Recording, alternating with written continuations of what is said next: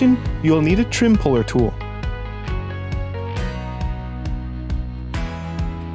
The dome light in this Jeep is under the safety handles. Hold the handle down and use your trim tool to pry free the cover on one side and then on the other.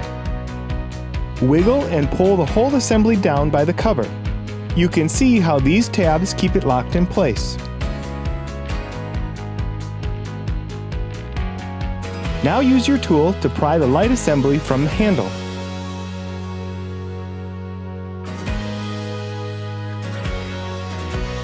Pry open the side of the light opposite the on and off.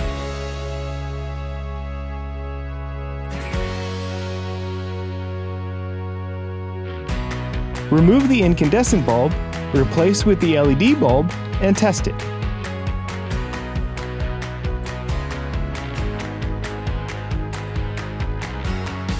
Slide in one side of the cover and push the other side back in. Line up the locking tabs on the light housing and push it back in until it locks. Feed the whole assembly back up, pushing the handle clips back in. Lock the tabs by pushing the cover back up. Here is what the new LED bulbs look like compared to the original incandescent bulbs.